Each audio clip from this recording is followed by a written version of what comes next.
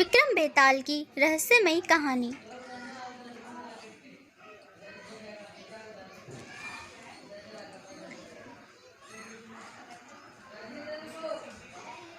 दगड़ू के स्वप्न।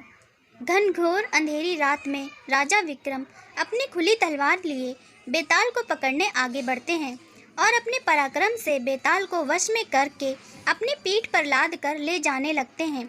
सफ़र लंबा होने के कारण बेताल राजा विक्रम को कहानी सुनाता है और हमेशा की तरह शर्त रखता है कि अगर कहानी सुनने के बाद तुमने उत्तर देने के लिए मुंह खोला तो मैं उड़ जाऊंगा।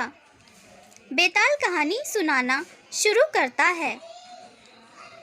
चंदनपुर गांव में एक वृद्ध स्त्री रहती थी। उसका एक बेटा था जिसका नाम दगड़ू था। वह स्त्री नए पुराने कपड़े सिलने का काम करके अपना और अपने बेटे का पेट पालती थी।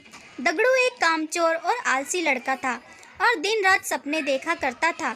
दगड़ू के साथ एक बड़ी परेशानी थी कि उसे अक्सर बुरे सपने ही आते थे और जब भी कोई बुरा सपना आता था वह सपना हकीकत बन जाता था।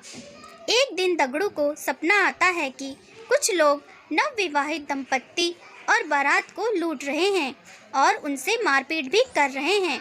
दगड़ू ने जिसे सपने में देखा होता है वही दुल्हन बनने वाली लड़की अपनी शादी का लहंगा सिल जाने के बाद वापस लेने दगड़ू की माँ के पास आती है।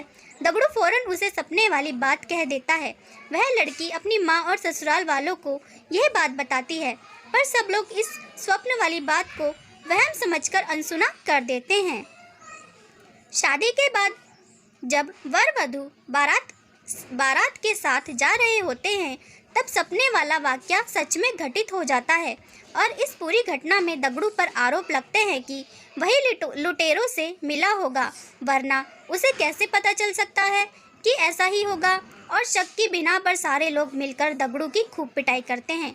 इस घटना के कुछ दिनों बाद एक रात दगड़ू को सपना आता है कि मोहल्ले में रह रही चौधरायन का नया मकान गृह प्रवेश के दिन जलकर खाक हो जाता है। तभी अगले दिन चौधरायन उस मकान को बनवाने की खुशी में लड्डू लेकर दगड़ू की माँ के पास पहुँचती है और गृह प्रवेश समारोह के दिन जलसे में आने का न्योता देती है। वहीं पर सपने की बात दगड़ू फौरन अपनी माँ से और चौधरायन से कह देता है। चौधरायन गुस्से से लाल पीली हो जाती है और उल्टा दगड़ू की माँ को ही कहने लगती है कि तुम्हारा बेटा ही काली जुबान वाला है और उसके बोलने से ही सबके साथ अनर्थ हो जाता है। चौधरायन गुस्से में जली कटी सुनाकर माँ बेटे को भला बुरा कहकर वहाँ से चली जाती है।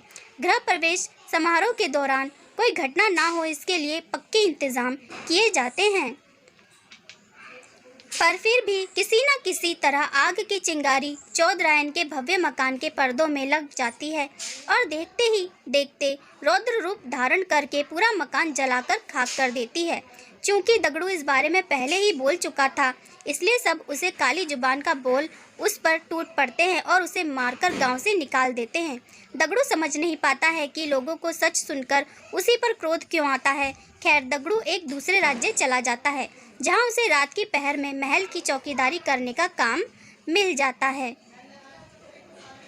वहां के राजा को अगले दिन सोनपुर किसी काम से जाना होता है, इसलिए वह रानी को कहते हैं कि उसे सुबह जल्दी उठा दें।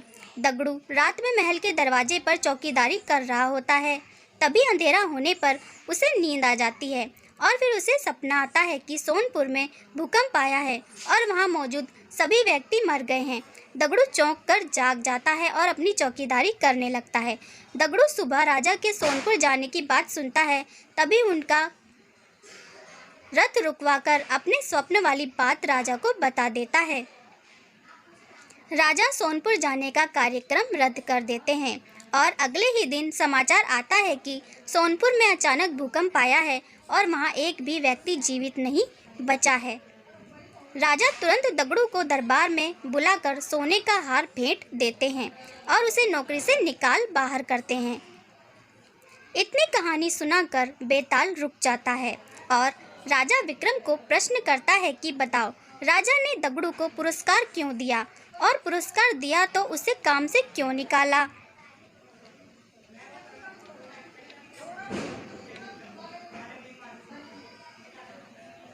राजा विक्रम उत्तर देते हैं कि दगड़ू ने अमंगल स्वप्न देखकर उसका वृत्तांत बताकर राजा की जान बचाई, इसलिए उसने दगड़ू को पुरस्कार में स्वर्ण हार दिया और दगड़ू को काम के वक्त सो गया, इसलिए राजा ने उसे काम से निकाल दिया। बेताल अपनी शर्त के मुताबिक राजा विक्रम के उत्तर देने के कारण हाथ छुड़ाकर वापस पेड़ की ओर उड़ गया। Thanks for watching. Please subscribe my channel.